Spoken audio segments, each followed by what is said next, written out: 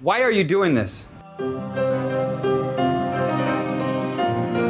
Welcome to Filmstrip, What are you doing? I mean, are you crazy? Everybody's here. featuring Ron, Thank you, honey. This is a beautiful party. You invited all my friends. Good thinking. Brian, You don't understand anything, man. Leave your stupid comments in your pocket. and Jay. I feel like I'm sitting on an atomic bomb waiting for it to go off. This podcast episode will be spoiler-filled as we discuss the plots, characters, and details of the film.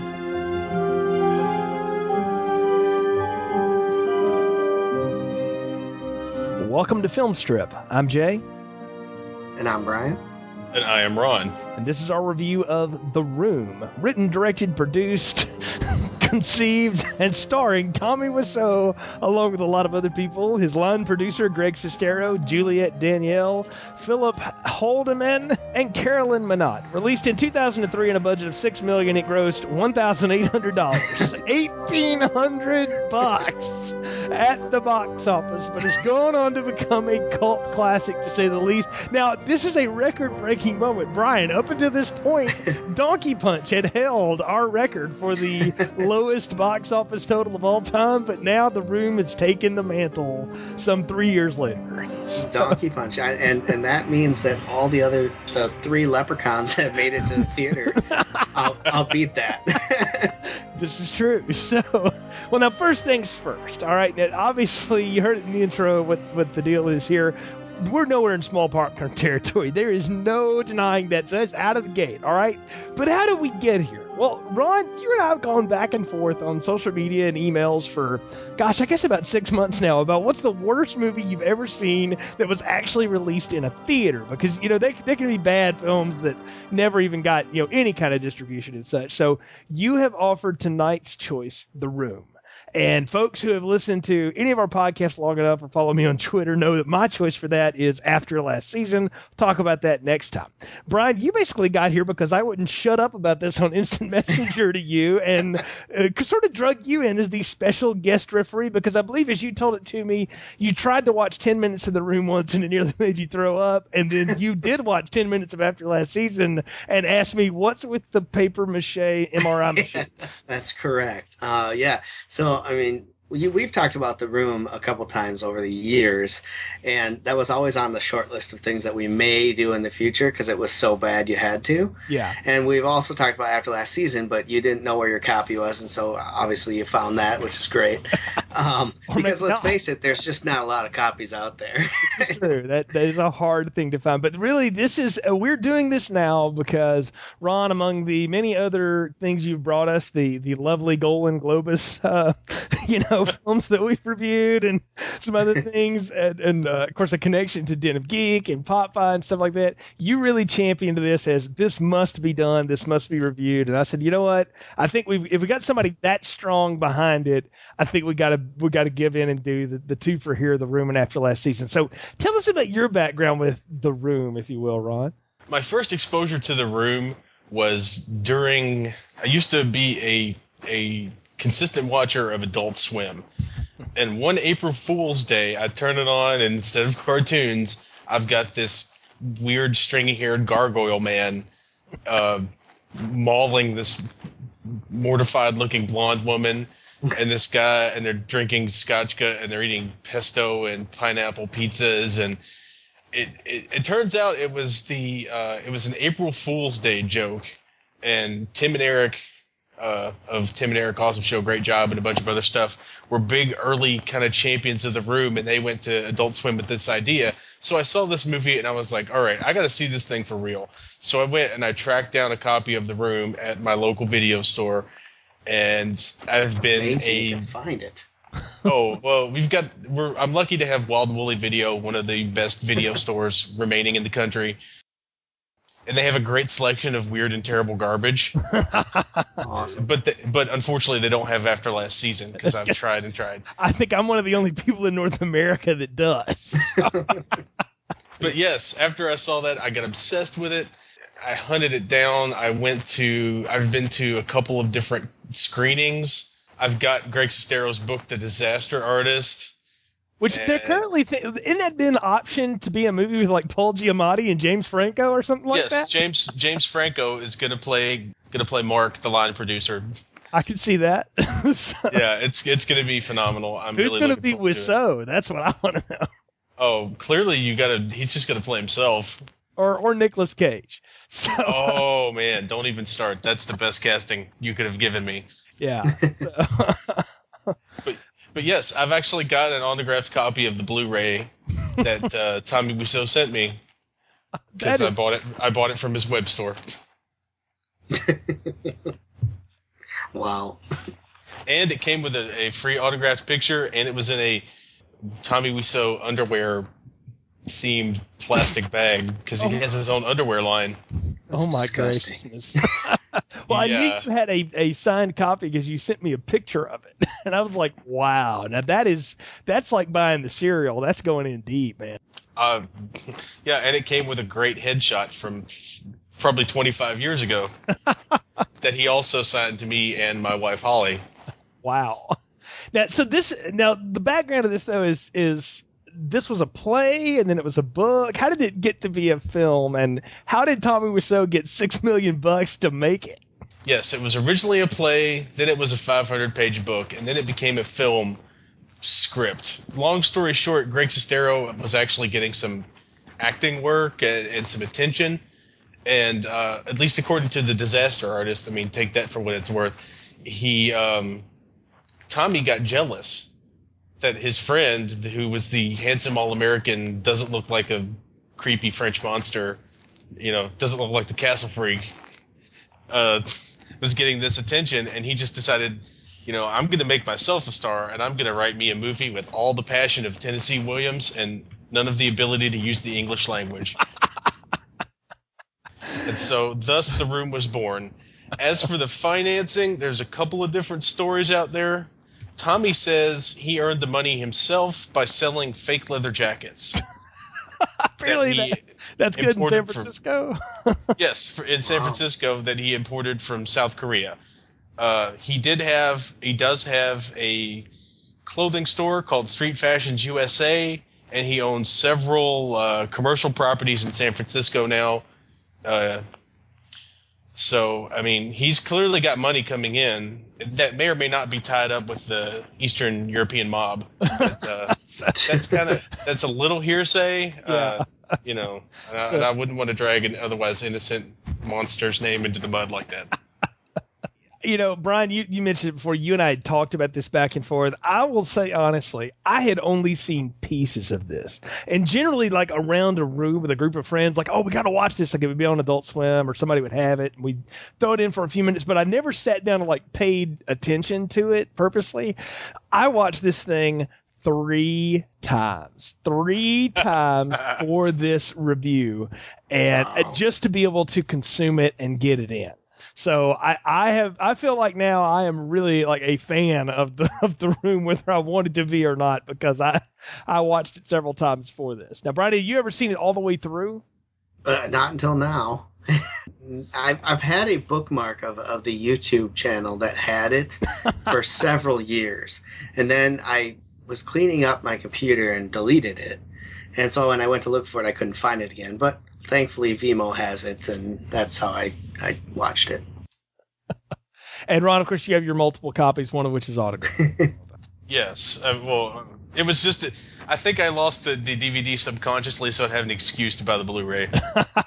The fact that there is a Blu-ray of this, matter of fact, Brian did not believe me when I told him you had the Blu-ray of it. He's like, "There's a Blu-ray of this?" So, Not only is it a Blu-ray, the film itself was shot both on 35 millimeter and on digital high definition film. oh my! Tommy Wiseau built a special camera rig, and he bought 2 cameras, one 35, one digital, put them side by side, had one guy shoot the whole thing. Wow. And because he was confused about the differences between the 2 film types, and he couldn't choose, and clearly he had $6 million or so to burn, so he just decided, just do it both ways. And he did. Wow, that is like Michael Bay level excess right there. I mean, that's amazing. He also had multiple sets of cast members. He had understudies for people. It is like a play. Yeah, he had at least 3 different film crews because everyone kept quitting on him because he's a lunatic. Can't imagine why. So how long did it take to shoot this thing? Actually, as it turns out, it was 4 months of filming. Wow. For this movie. 4 months for what is 3 sets? Must have been all the set changes. Well, here's the thing. They would build the set, shoot things, tear the set down, and then Tommy would decide he wants to shoot on the set again, so they'd have to rebuild the set. So instead of doing all of the green screen stuff for the roof, all of the interiors, all of the exteriors, he just did it as it came to him to do it, and when he wanted to do an interior shot, he just paid them to build it again. So as someone who doesn't know what they're doing, obviously running a production, so we've handed the keys over to the inmate to run the asylum. That's what this sounds like. So it's quite possibly the only time someone's done everything wrong themselves twice.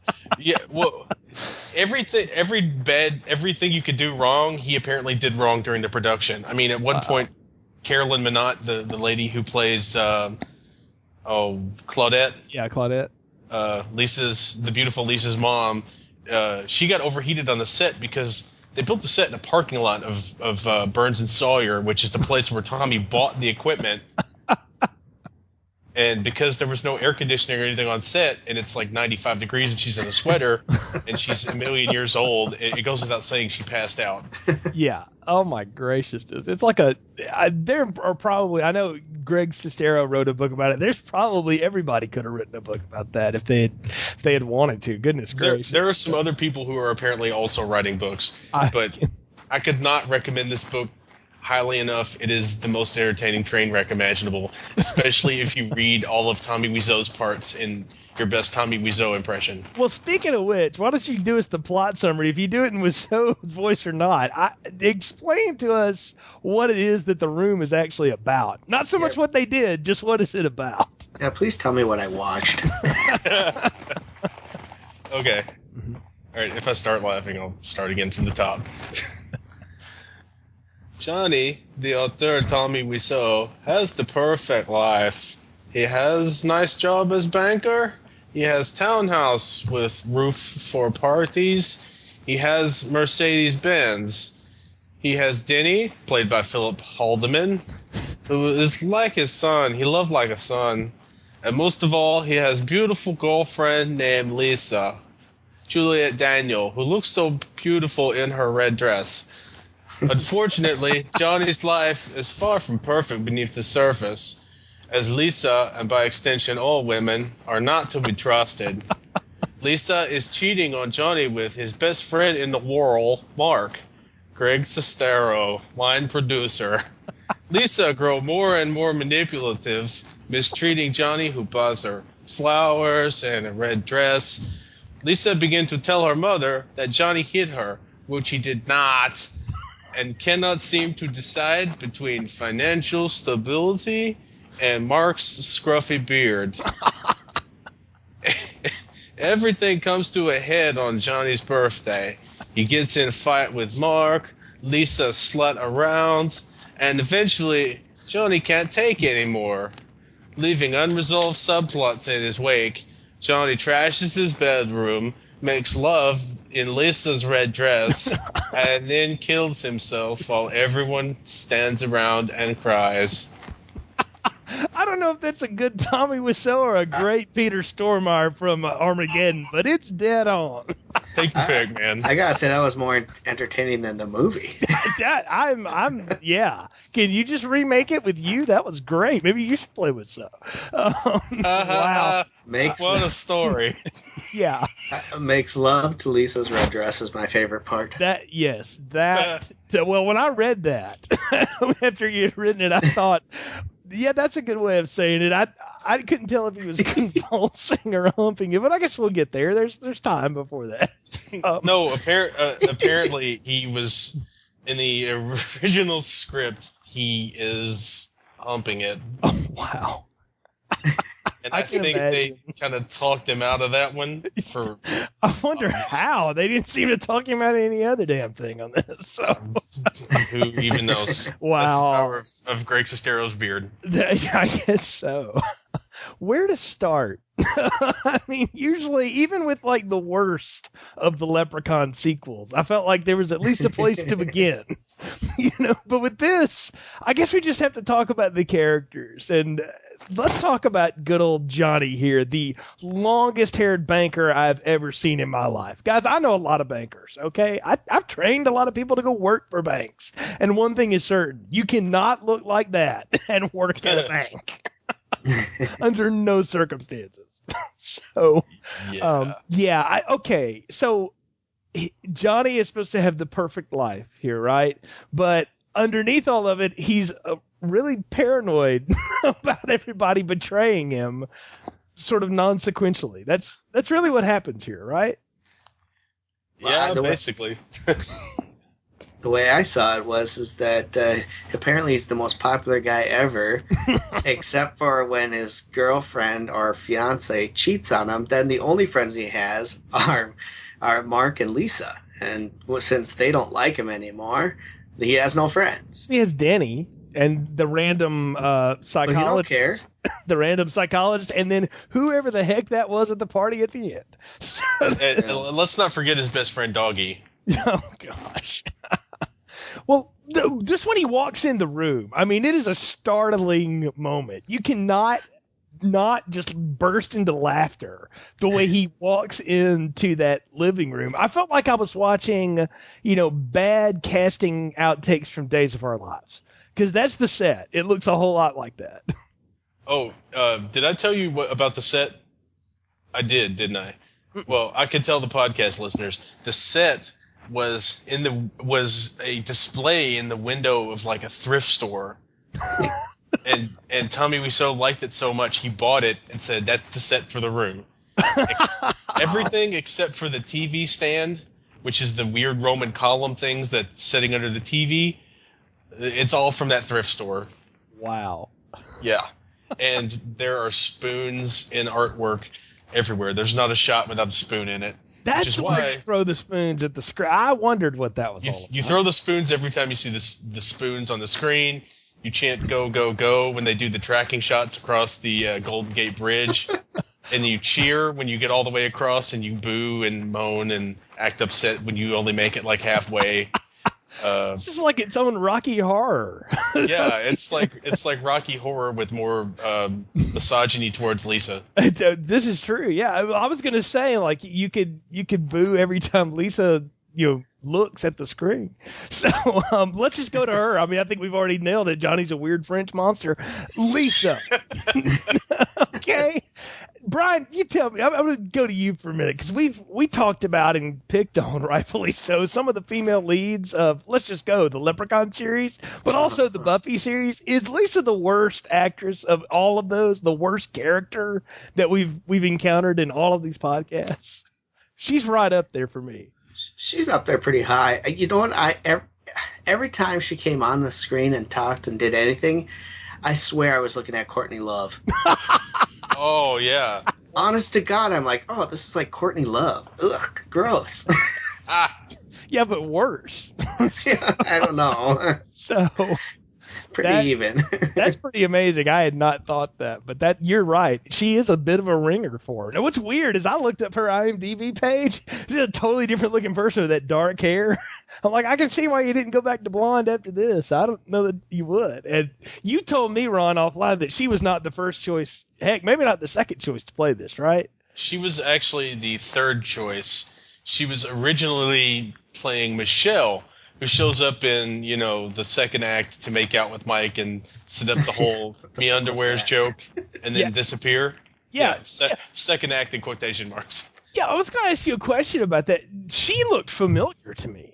Yeah, she's not, because she didn't have a career after this. Michelle, gosh, I swear I'd seen her on like some bad PBS show or one of the Law and Order films, or one of the Law and Order shows. But she did one more film after this movie, and that was it. Wow. Her career was done. Man. Wow. Kind of like well, I haven't seen Lisa in anything else either. But let's back to Well, her. she actually had a career. She didn't have anything after this movie until 2012, but then she's got a slew of things. I did notice she's in something called Ghost Shark 2, and I can only imagine how hard that is. So, and I don't think we'll be reviewing. It's not released yet, so I've seen that Ghost there's Shark 1. Let's just I'll admit to that. I have seen Ghost Shark 1 on the Sci-Fi Channel. I feel a retrospective coming in my near Shocktober next year or something. But back to Lisa, though, as a character. She may be one of the most, reprehensible people ever written for the screen. It is the worst portrayal of a modern woman I've seen in years. I mean, it is amazing how poor a light they put this woman in. That's putting it mildly. I mean, every time you go to a cult screening, every time anything Lisa says anything, people just yell insults at her. I kind of feel bad for the actress because I know she had nothing to do with this, and apparently she was fresh off the bus from Texas. Yeah. When Tommy sunk his weird gnarled claws into her. What could they have told her in the casting bit that made her go, yeah? Or maybe it was just a work. Maybe it was just work. I guess, struggling actors, you do what you got to do, right? Well, it was apparently a union shoot, so she could get her SAG card from it. Oh, okay. Yeah. Wow. Tommy actually, with his Street Fashions USA company, he actually kept shooting commercials for himself so he could get his SAG card. Well, hey, whatever works, right? Yeah. But this person, let's think about her whole setup here, because Lisa's actually pretty simple to figure out.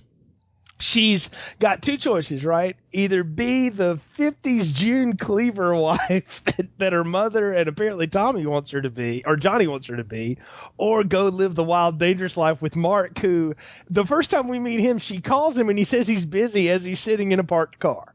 So, I don't know if he's waiting on his dealer. I don't know if he's in traffic. No, Chris R. shows up later. Yeah, I don't know what's happening, but, Lisa is apparently bored with Johnny, and her mother's like, yeah, it's overrated. Just stick with him for the security. Because even her mother knows, you have no skills, darling. So... She's so bored that she bangs him every other scene. My God. Well, she has sex with Johnny. She has sex with Mark. She makes Johnny drink so that she can have sex with him again. She tells her mom lies about her getting hit by him. She tells multiple friends that she can't stand him, doesn't love him, wants to go off with Mark. She gets caught 3 times in the movie making the moves on Mark, and yet doesn't care that she's getting caught. And talk about Johnny's friends. They don't seem to care either. They're telling her how bad she is, but they won't tell Johnny what's going on. Nothing's going on. No. Yeah, talk about you don't need enemies when you got friends like that. To be fair to unemployed Lisa, it is very hard to get. The computer business is very difficult. Yeah, especially in San Francisco. I'm just gonna randomly throw out lines from the movie. Well, I know I caught that line too, and that's at first I thought, is Johnny in the computer business? But no, he dropped all this crap about being a banker, and I was like, no, he's not in the computer business. I was like, well, what? I mean, Lisa can't get a job waiting tables. I'm not trying to say. I'm just saying, there's opportunities. I mean, I don't know, but her job is to drink scotchka and be Mrs. Johnny. I guess so, or Mrs. Future Johnny. Yeah, you used the word fiance a little bit ago. I'd like to point out that they never use that word here, and I'm probably because Wiseau probably couldn't say it right, so they go with future wife, which is the weirdest way of saying that. All right, I'm going to throw out a pet theory here, having seen this movie and having read The Disaster Artist. Tommy, at least according to the mysterious travelogue put together by Greg Sestero and some general background checks, spent some time in Paris before he came to the United States to live with an aunt and uncle. Okay. That's why he has said that he is from Louisiana at various times. That's why he's got kind of a weird, almost French, almost Eastern European accent when he speaks English. Among other reasons. But his last name is Wiseau is a bastardized spelling of the French word for bird. Mm-hmm. Because he sold those little birds where you pull the thing and it flies up in the air and it comes back to your hand. Yeah. Well, he sold those in San Francisco on the boardwalk, and that was how he made his money to become whatever. Because apparently no one was selling those back in the 70s or 80s or 50s. I honestly thought the whole bit about working as a restaurant waiter because you couldn't get a check cash was a for real story. So I just thought maybe they just had the camera on while he was sitting there talking to Greg Sestero one day. Oh, that's actually part of his life too. That happened to him when he first got to America. Wow. So I bought all of that. But again, these two together, very strange. And I want to get to let's just get to the sex scenes now. Okay. Wait, my pet theory. He doesn't want to say the word fiance because it's not American. That's my pet theory. Yes, because no one in America says that term, right? No, not at all. It's an evil foreign word, and he doesn't want to remind people that he's not from America and that he's not James Dean. As if couldn't have told that. Yeah, I know. Damn. He's not from America. So he's about as inexplicable as the pirate one-legged guy that drops the statue of the leprechaun off at the beginning of Leprechaun 3. So that's really kind of how it goes. So I don't know, but can we just talk about these sex scenes for a minute? I don't want to get gross here or graphic. We don't do that here, but there's no need to. It doesn't really get graphic. Well, this is true, but I want to say it's consistently gross. What is Tommy Wiseau's obsession with what I can only term as outtakes from Set It Off and Juice and a lot of urban drama comedies of the 90s. I mean, this all sounds like the fake Boys to Men soundtrack going on in the background while Lisa pretty much beds everybody except Denny. So. Which I was waiting for, honest to God. Oh, we'll get to Denny. Just hold on. But yeah, what's up with the?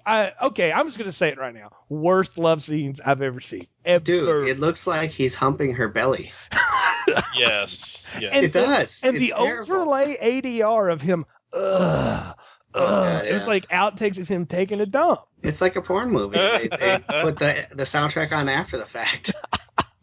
I've seen better put together porn films than that. So, yeah. Apparently there was actually, that was originally one long, the scenes with Johnny and Lisa were one long sex scene. Yeah. That was literally 6 minutes of them writhing around and making out. God. He tried to get her to shoot a second love scene, and she refused. Yeah. So he cut it in half and used part of it for one part, and then part of it for the other part, which is why one of the many reasons why there are so many. When you in the second sex scene, the candles are already lit. Yeah, and some other stuff. But the soundtracks, the terrible thing is. Hang on, I can't find it. But the guy who did the soundtrack is actually a for real person. Oh, wow. Yeah, well, I'm not saying they're bad. I'm just saying the choice is weird. It's kind of, I had the same reaction to this as I did the first time I saw Office Space, and I realized it was the whitest movie about the whitest, nerdiest dude set to the most gangster rap the guy could possibly find, and that the irony of that was, not supposed to be lost on us. And I kind of felt the same about this. So it's supposed to be the most sensual, soulful love with the worst chemistry couple of all time. Oh, by far. Yeah, Kitra Williams and Clint Young Gamboa are the composers and performers of the soundtrack. Yeah, Clint Gamboa was on American Idol in 2011. That's what I was thinking of. Yeah, he was a for real. Holy shit, you're right. I recognize him. He's a real person. That is hilarious. So, was he ever in your pool, Brian? I know you still do this. No, I don't think that I did that year. See, American Idol 2011. Yeah, I don't remember. Wow. I do recognize him, though. I'm just amazed at the number of people that went on to work beyond this. It's more than I would have expected. So. He paid money to actually Haley get Reinhart and Paul McDonald. Yeah, he didn't get that far. Yeah. Tommy actually paid professionals to come in. Mm-hmm. And he lost his director of photography like 3/4 of the way through the movie because he went to work on a Spielberg movie with Janusz Kaminski. Yeah. So like he went to work for a real like person.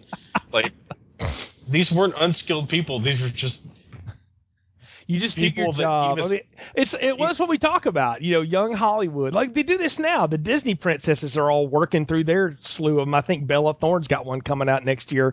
They all do a horror movie at some time, to try to be hardcore. Or they try to do something hardcore. I think Anne Hathaway did, Havoc and Brokeback Mountain to try to break the stereotype. Selena Gomez did Spring Breakers. Exactly. Yeah, they all. Vanessa Hudgens has done this. Like, they all try to break out of that stereotype. So I just, it's sort of like that rite of passage in Hollywood. I figure, everybody works on this stuff. It's just depending on how long they're going to last with it. But I don't know. The love scenes here, badly shot, staged, everything about it.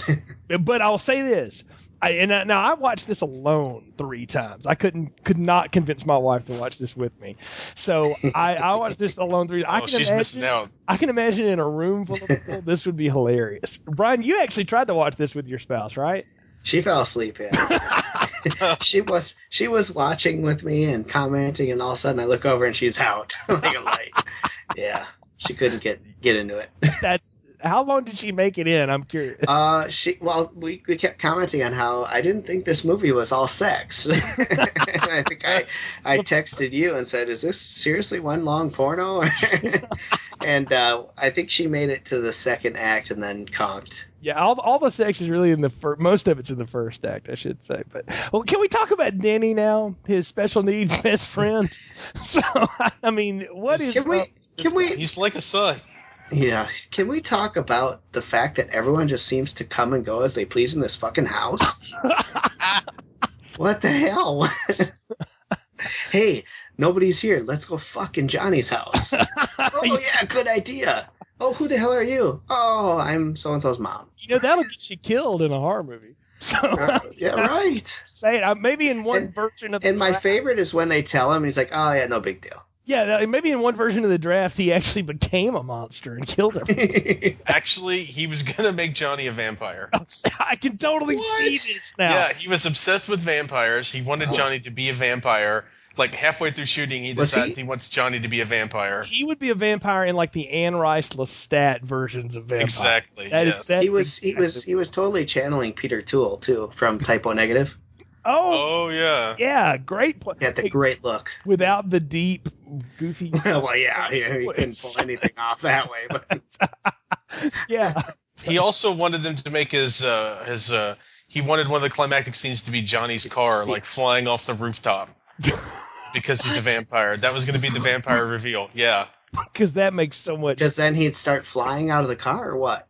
No, the car itself would fly, because apparently his vampire powers would be strong enough to carry around a friggin' 3,000-pound Mercedes-Benz. Wow. Vampire cars. Wow. Maybe Tommy's special needs. I'm not just saying. I'm just saying. Okay, so Denny comes over. And Denny, I was going to talk about Denny's big scene for me. Well, the drug scene is the big scene, but the other one is where he confesses his love for Lisa to Johnny, who totally blows that off and says, "My man, she loves you like a person, like a human, or whatever." And like then he's like, "Yeah, screw her, forget her. I'm going to go marry Elizabeth and have babies with her." And I was like, "Who's that?" My scene for him, my favorite scene for him, is when he comes in and he says, "You look really nice. I want to kiss you." What? Yeah. Who says that? For me, the initial introduction to Denny is always my favorite, because they're like, "Oh, we're gonna go upstairs now, Denny." He's like, "Oh, can I watch?" Right. No, he says, "I like to watch." I like to watch. I like to watch you too. Yeah. Implying that he's done this before. Yeah.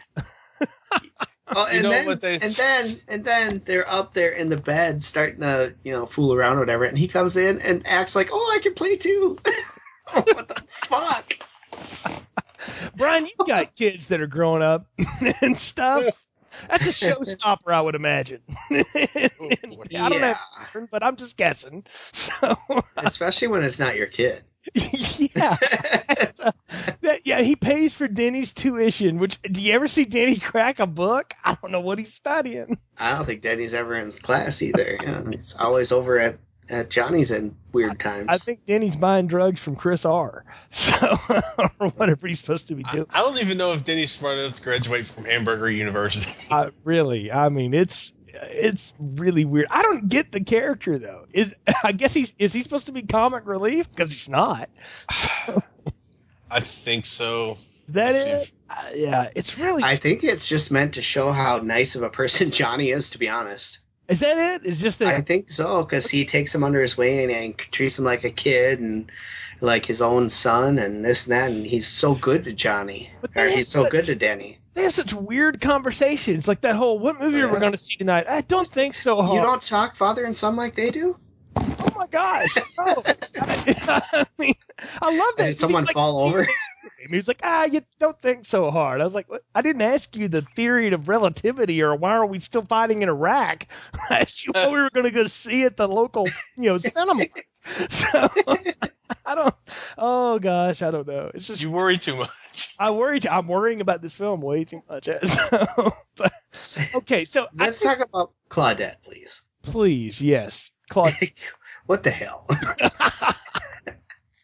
She's telling her daughter, who cares about love? It's all about financial security. Mm-hmm. That's what I went for. And apparently she's been divorced how many times? I can't remember. Yeah. I didn't even love your father. Yeah, that's a great thing to tell your child. Yeah. That was awesome. Sweet. No, Claudette's best line is her subplot that just goes nowhere. By the way, I have breast cancer. Oh, I'm sure it'll be okay. And to never be mentioned again. I'm dying. Well, we all die. Yeah, no, that's pretty much what gets said. I don't love Johnny anymore. Help me. Well, don't leave him. Well, but I like him so much.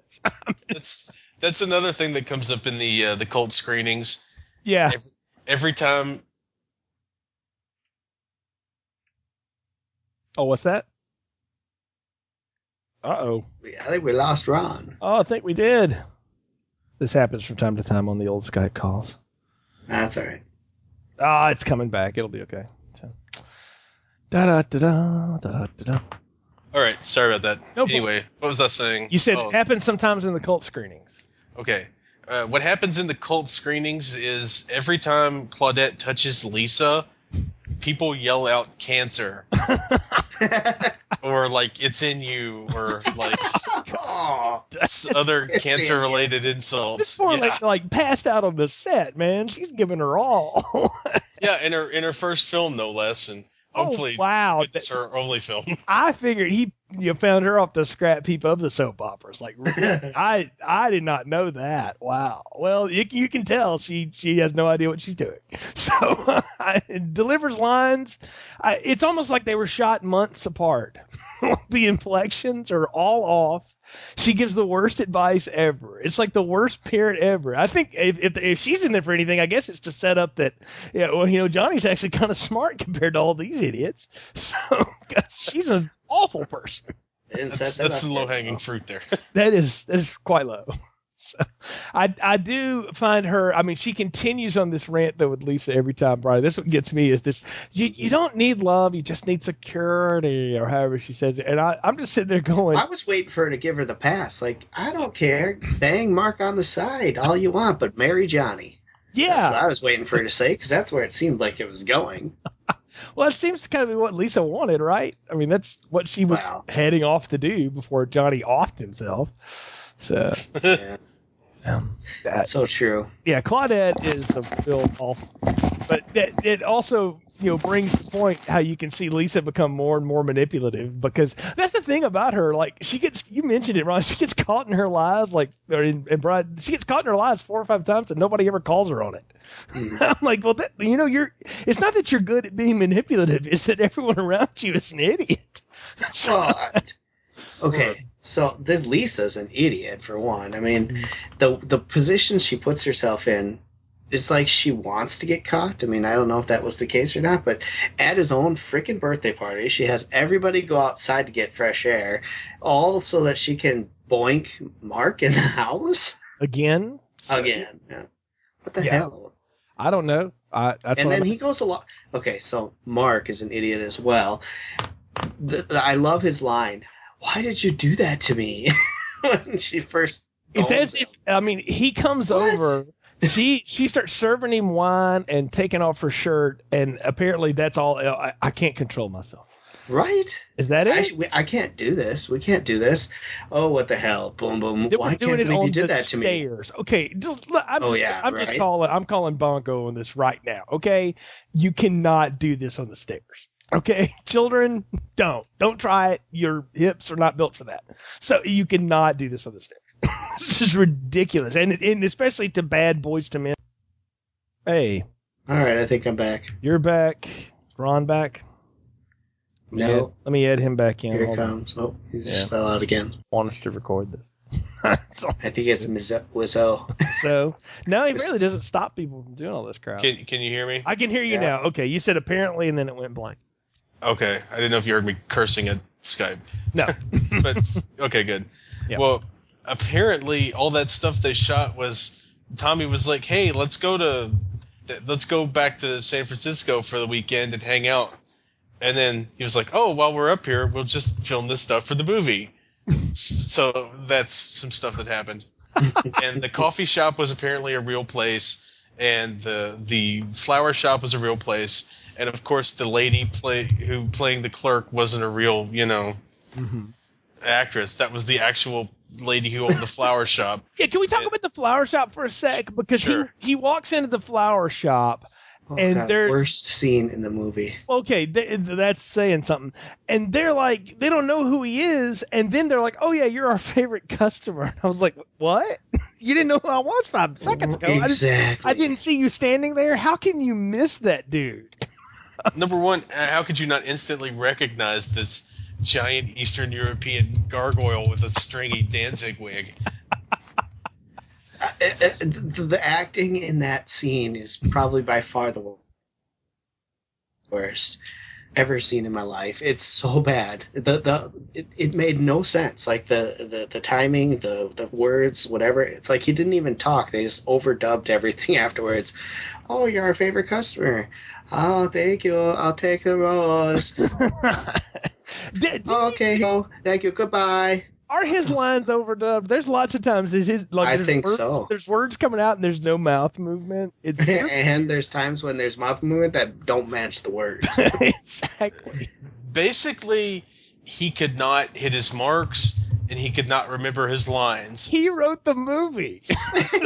He wrote the movie, and it's based on stuff that happened to him in his life, and he can't remember his own words, and he wrote the crap. Brian, this would be like you going to play a gig with your band and you can't remember any of the chords or the words of your songs. I mean, Sadly, that's him. so hopefully not to the extent that you just play the CD and pantomime to it. So I just put the MP3 player on and mouth it. there you go. So you're basically saying that you're a winger. Oh, ouch. Not that bad. Jeez, that's harsh. So that's what you just copped to on this show. Anyway. Okay, yeah, terrible scene. Did we need a scene setting up that he buys flowers for Lisa? He buys her everything else. Who cares? So I mean, that's the thing is that this film is and you can tell it is the fact that there's no one there to tell this guy, hey, this doesn't make any sense, and none of the other actors, because none of them are famous for anything, they're just trying to get work done. They're not going to go, hey, Tommy, this doesn't really work. Or maybe they are, and he just blows it off. I don't know. But Well, by this point in the movie, everyone had given up on trying to tell him anything. He didn't want the actors to improvise. He wanted them to read the dialogue exactly as it was said. do you know who else wanted that? The guy that directed Troll 2. You see what he got? Yes. And That now is- they're eating me. Ah! I'm not even going to do my Troll 2 right now. But he can't stand you. Anyway. I don't understand some of what gets introduced though, because not only do we have subplots that go away, we have characters that come and go for no reason at all. Who the heck is the psychologist friend that Tommy or Johnny says, "Hey, stop playing psychologist with us"? 3 minutes after he says, "Hey, you're the psychologist, give us advice." Where did that guy come from? Yeah. And that guy's great. Yeah. Well, okay, he's one of the ones that like falls down and they have to carry off set because that happens at the end of these football scenes a couple times. But one time when they're in tuxedos, why are they in tuxedos? Are they going to prom? Is it somebody's wedding? What was that? It has something to do with. I thought it was like a wedding prep, like they were trying their tuxes on or something. Okay. It was like a spontaneous thing. Tommy thinks that's what you do when you have fun. Spontaneous tuxedo wearing? Yes, because nothing says fun to me like putting on a stiff suit. Yeah, fellas, that's what I do on my. And then throwing a ball around. In a lot, like in the back alley. Like if you play Godfather of the game, somebody comes by to buy drugs from you later. I mean, that's what this looks like. That's exactly what it reminded me of. It's really strange. Oh, and basically why you had the one guy show up and the other guy disappear was the first actor, Peter, said, "Hey, you've only got me. I'm only available for X number of weeks because I've got to go do real projects." And Tommy was like, "Oh, sure, you'll be done way before then." And lo and behold, Calvo goes up to him one day. That's the actor who played Peter. It's like, all right, I gotta go. I gotta shoot a real movie now. And so Tommy, rather than trying to find somebody who looks like him, just drags this other guy in to play this completely unnamed character. I mean, his name is Steven, but his name is never really mentioned in the movie. You're talking about the guy that calls Lisa out on her like infidelity finally? Yes. Well, he catches her, doesn't he? Yeah. That's the one where they're making out while everyone outside, and he comes in and he's like, "You can't do this." That one? Yeah, that dude, yeah. Yes, that's him. Awesome. The dark-headed, like, he could have been an extra. Well, Peter's the one who confronts Mark because he figures it out. Right. Yeah, the Steven lines were supposed to be for Peter, but he was unavailable. Got a real movie part or something. Or wow, good for him.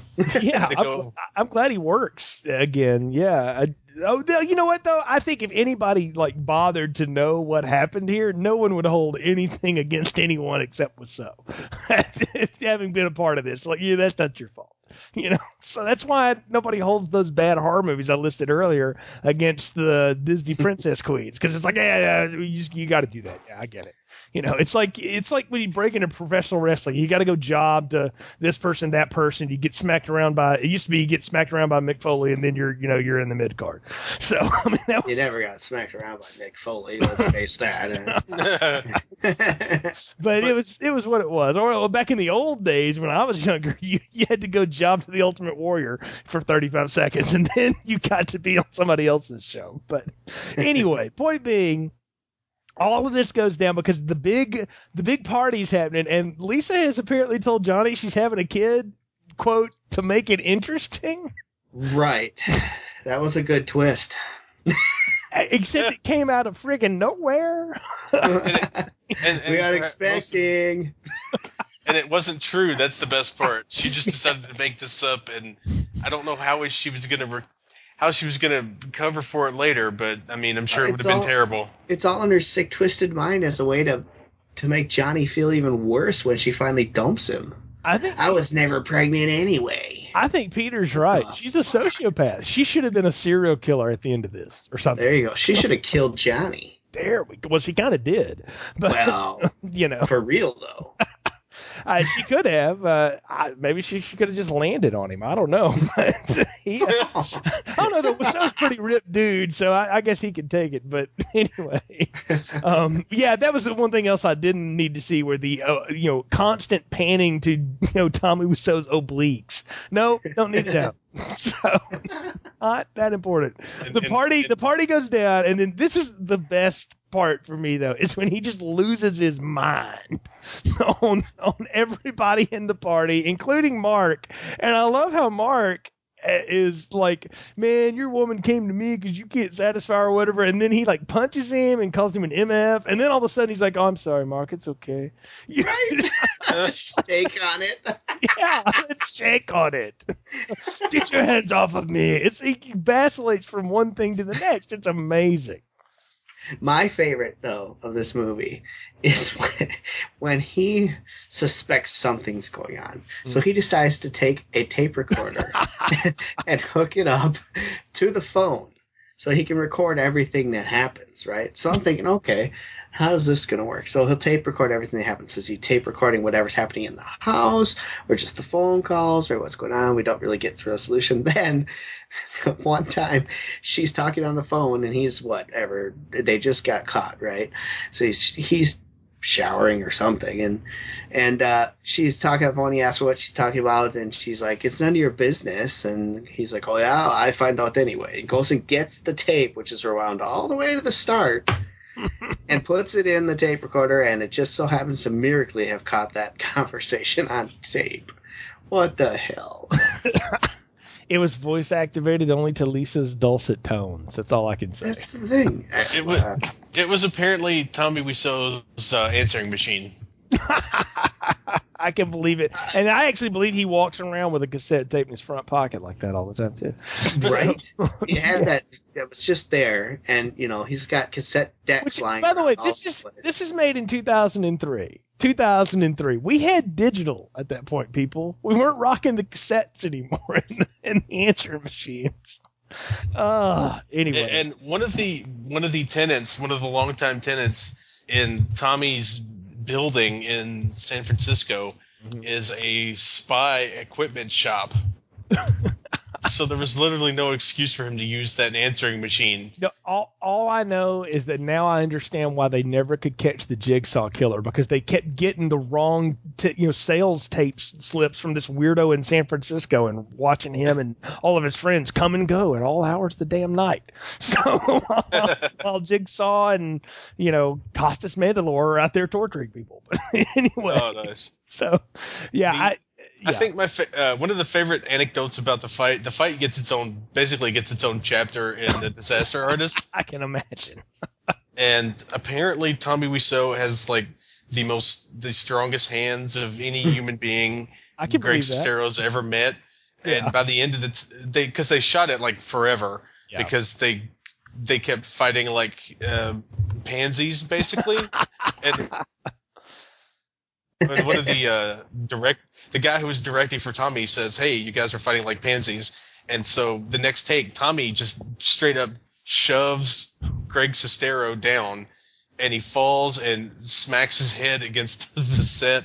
And that's the take that gets ended up in the movie, where Tommy just kind of blows his steam and just shoves this poor guy down. Just out of nowhere.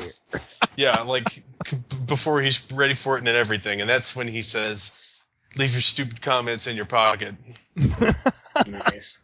Well, but before we get to the very end, though, I do want to back up to something in Act 2 that we went by. We got to talk about Denny's drug scene on the ceiling, or the roof, right? It's not so much that Denny's caught up doing, selling drugs, buying drugs. Well, yeah, I can totally buy all of that. And the fact that they're like, we're going to haul your aide to jail, and then they just come back 3 minutes later. I was like, well, that was not. You give him the Dirty Harry, you shoot him in San Francisco, I guess. But the thing that got me is the way everyone completely and totally loses their shit in front of Denny on that ceiling.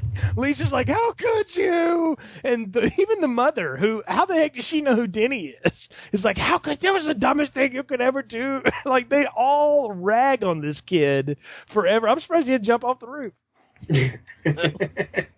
I like that the Claudette is the one that's really giving him the third degree, and the rest are like, oh, no, it's okay. Like, no big deal. Yeah. You got caught in a bad drug deal. No biggie. Yeah, what's amazing is that, like, Lisa at one point is screaming at him, and then she takes up for it. Like, we know it'll be okay. How could you do this? And, right? Psycho. And that actually all pays off, though, because it does bring us back to the end, where Johnny decides he's had enough, right? And he basically destroys the set. I mean, that's what the next 2 minutes are. Pretty much, yeah. Tommy Wiseau trashing the thrift store set. Yeah. And apparently, he, for whatever reason, he just could not get the concept of destroying the set. Yeah, it's like somebody trying to destroy the set but not destroy it at the same time. Like, I'm going to take this to my home. It's very nice, but I must hit it really hard, or something. It's very bad. And I love the TV getting thrown. the TV gets thrown. Yeah, I was supposed the answering machine to get thrown too. That should happen. Well, that was upstairs now. Hey, they couldn't have got one picture of him and Juliet together so he could sling it across the room. Maybe she was like, no, you got enough pictures of it. So I don't know. It's very weird. But the last two things, we got to talk about the making of love to the red dress and the flashbacks to that awful love scene from the beginning. Anyway, that's one of the most awkward things I've ever seen. So, would you like me to read a section of the book? I found the book. The section. It's from page 235. All right. The chapter title is "God Forgive Me," because of course it is. Yeah. The room's original script tells us that Johnny, in the middle of going nuts, finds a, quote, sexy nightgown and, moments before killing himself, does something highly inappropriate with it. To quote the script itself, he reaches in and pulls out more of Lisa's clothes and throws them on the floor. He lies on the clothes, unzipping his zipper. He is breathing hard and writhing with pelvic thrusts. When he finishes, he sits up and picks up the gun. That's exactly what he was going for. Wow. That is unreal. Nothing like screwing some clothes. I mean, to say goodbye. You don't look at a photo of somebody or, flip through old home movies or vacation or even hold jewelry. Nope, I'm going to hump your clothes. And then he pulls out the 9mm and blows his head off. And only to be followed by maybe the worst crying scene in the film. Between all the cast, comes back to weep over Johnny's dead body and to check for signs of life, but not check for signs of life. They put their hands in his blood and go, yeah, he's dead. Did the midichlorian count too low for you there, Mark? I mean, what's going on? And what I love is he tells them off and then comes back. Like, you should walk off now. That's your scene to walk away. And he didn't walk away. That was the thing that got me. I expected Claudette to come in with like a bottle of sherry and go, "What's going on here?" I got reactions to the ending besides me. Oh. Well, I think Ron got cut off there for a second, but I think he's back. Yeah, I did, but okay. I'm back now. Go for it. I was going to say, I think the thing that works best for me is how absolutely no one who's supposed to be weeping over their martyred best friend, who is possibly the best person anyone has ever known, including Jesus and every saint and Mother Teresa and everybody, Buddha, all of them. Johnny is clearly the best person anyone's ever known, and they can't even manage to cry real tears for him. Yeah, that's a great way to sum that up. So. Because if you look at Mark, he's just got like those rubbery glycerin tears just all over his face, and he just could not be less interested in his dead friend. As he's telling off his love at the same time. Yeah, so first he's like, I want to bang you forever, and then he's like, oh no, he killed himself, so now I hate you? Okay. I'm like, wouldn't that clear the... Well, it's all her fault. I mean, she is a woman. Him to be gone? Yes, it is all her fault. It is all her fault anyway, but still. I don't know. It was a bizarre ending. Why have the main character kill himself at the end over that? Oh, I could see that. Like, he got so distraught that it was all he had left. Go ahead. I just said he didn't get his promotion. Is that what he was upset? Did he even mention? That would have been the last straw. That was like the big thing for the set act 2. Oh, Johnny's going to get his promotion. Oh, did Johnny get his promotion? No, not yet. Is Johnny going to get his promotion? Johnny, did you get your promotion? No, they're not going to give it to me. They lied to me. They're stupid. They betray me. The stupid promotion. They like take us all back too. They tricked me. I saved them money. What does he say? They used all my idea. They used all my ideas. I saved them thousands of dollars. Thousands. Ooh. Yeah. It's maybe it would have been a great coda if after humping the dress and all the memories and stuff and realizing, you know, what his life had become, if he was like, and I didn't get my promotion. You know, maybe that would have been it. But He doesn't really say anything. He just all of a sudden, forgive I have me. no friends anymore. Yeah. I mean, that's kind of it. He trashes his place, he screws the dress, and he shoots himself. So, it seemed like to me that like time had passed. Like there had been, you know, long amount of time in between when he shot himself and when they found him. No, it seemed to me like that was like right away because they probably heard the gunshot. Was that it? Okay, I thought they came pretty much right away. Because the way it's cut, it seems like he's been laying there for a while or something. It's one of the many bad camera options of the film. But anyway, I guess I'm hanging on to it. But then it ends, and I fully expected like to see the ghost of Johnny like walking around behind people and then stage his funeral or something. Because this whole movie's been all about him anyway, so might as well do that too. I'm surprised that's not it. Or tell me, is that part of the original script and we just didn't get to see it, or what? I think that the only way he could be a more terrifying looking person is if he was a ghost. I mean, he's creepy enough in like 3-dimension flesh and blood. Can you imagine like the washed out specter of that aging 80s rock star looking guy just looming over you and flapping his arms and saying cheap, cheap, cheap? Well, no, that's just what the movie was. But I mean, he comes off like a Scooby-Doo villain anyway. It would have been fine if he'd walked in the door at the end. It really wasn't me. See, you all don't love me, you know, or whatever. But that didn't happen, and thank God it's not on the extended version either. So. Well, I mean, we've already said it. Obviously, we know what kind of, you know, popcorn we're getting here, but is it worth seeing? What is the enduring legacy of The Room? Brian, your thoughts? Well, I'll probably be in the minority here, but I'm going to say no, it's definitely not worth seeing. I would never watch it again myself. I thought it was terrible the first time through. I don't know why I would ever want to torture myself with watching this again. And you've got another one to go. Right? So, all right. Obviously, there ain't no Leprechaun 2. Well, wow. You just need to watch it with the riff tracks. I actually bought that, and yes, I will say that the third time I watched it was with the riff tracks, and yes, it does improve the quality by a factor of 12.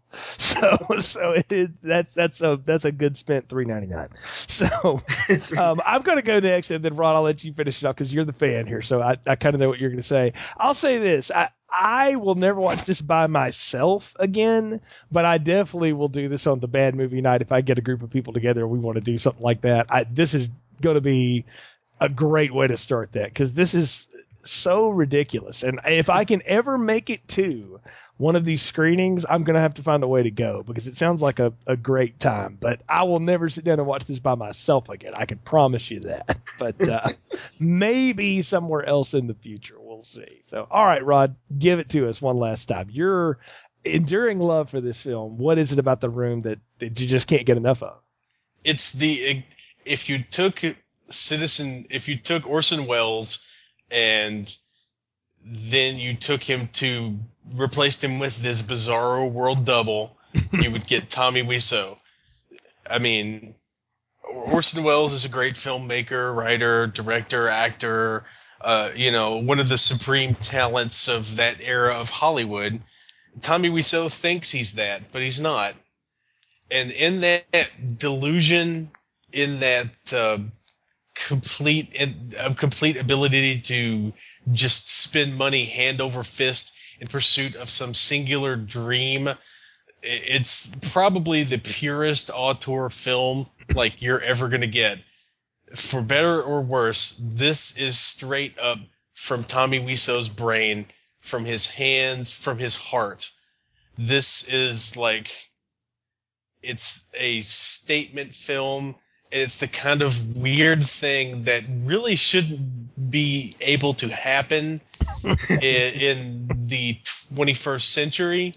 I mean, this is like, Manos, the Hands of Fate, Plan 9 from Outer Space. It is the maybe the last gasp of that. I'm a weirdo.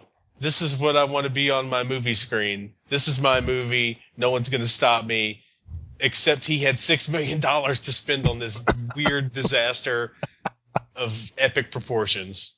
I think you've hit it. That's the thing that maybe separates this from other, bad movies, so bad it's good type movies or whatever, is that there's financing here. You just can't tell what in the hell it was spent on, but it's all wasted in the sad and ridiculous things with somebody that doesn't know what they're doing. That's the thing that gets me, is that you never get this out of a studio because they would just take over, right? They would never allow someone to just go and do this kind of stuff. And clearly, Wiseau is unique in that respect. But I'll say this now. It is a grand example of what happens when you give when someone has the opportunity to just do whatever they want, and no one can tell them no. It makes for a great disaster. And I'm a fan of things that fail spectacularly. And so I agree with you on that. This one certainly does. And the thing is that this isn't it, though. Like, Wiseau has sort of lived off the notoriety, or I don't know if you want to call it that, or infamy of this film for a long time. But he's got something else in the works, doesn't he?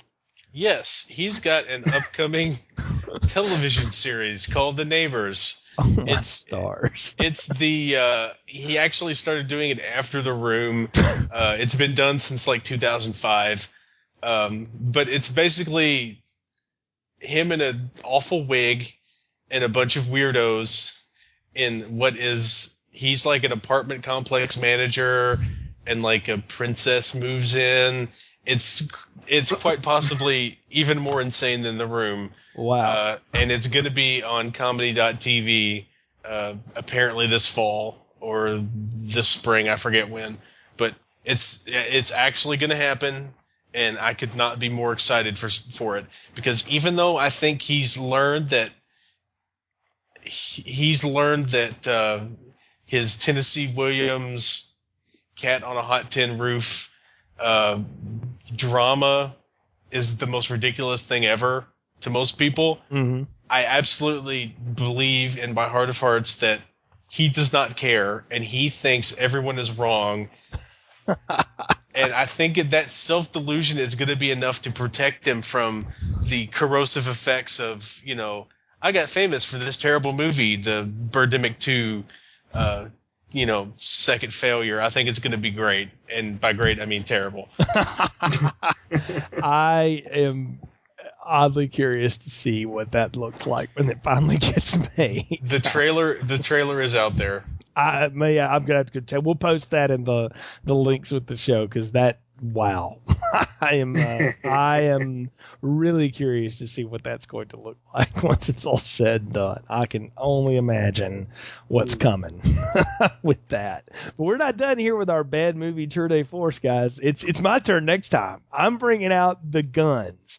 I will tell you now, I don't think I'm going to lose on the worst thing to ever hit a theater with y'all. Maybe, you might enjoy The Room better for what it gives you, or its goofy weirdness, stuff like that. But I will promise you've never seen anything like this until next time. And so I have been waiting to find people to podcast about this for years. I've tried several times with different people, and everyone walks out of here going, there is no way to talk about that. So I'm putting it to y'all. Let's see if we can come up with a way to summarize the impossible. It's the Kobayashi Maru of podcasting. So, and somebody's going to have to get in and reprogram it so we can win. So, well, folks, you can find more episodes of actual good films, and even some more, horrible schlock like American Ninja 4 and Leprechaun 5, and we've actually done good films too. Though we did Star Wars once. And, Halloween, lots of other good stuff at our website, continuousplaypodcast.com. click the link for movies, and you'll see all the film strip stuff there. You'll see the link to the Art of Slaying, our Buffy the Vampire Slayer podcast. 7 seasons of Buffy reviews there for your enjoyment. You'll also find links to the Fabish Factor, general film discussion and television podcast, and Brian's other podcast, Squared Circle Flashbacks. Yeah, Squared Circle Flashbacks. We look at the WWE Network and we talk about some of the best and, unfortunately, lately, some of the worst pay-per-views in the history of the world. But it's a fun little retrospective to go back and relive some of the glory days of WCW, WWE, some of my old days and all that. And I have a panel of people who come along, and it's a good time. Well, fun stuff. So lots of podcast stuff for you to enjoy. And if you want to follow Ron's writing, Ron, tell them how they can find you. You can find me every day at popfi.com, popfi.com. That's just weird things in the news and stuff entertaining, or stuff that is unusual. Or you can find me, as always, at denofgeek.com. I'm actually doing well, by the time this airs, it'll be over, but yeah. But I'm doing I'm covering a TV movie that the Sci-Fi Channel is putting. So it's like my two worlds are bleeding together. my love of garbage and the people who pay me to watch garbage are finally meeting. Fabulous, as always. Well, folks, thanks again for joining us. We appreciate your support. Until next time, for Brian and Ron, I'm Jay. Thanks for listening to Film Strip. Thanks for listening to Film Strip. Wait. I have something I want to show you. Visit our website, continuousplaypodcast.com, for more reviews and episodes. All content used or discussed in this podcast are the property of their respective owners and used under the Fair Use Act, Section 504c2, Title 17.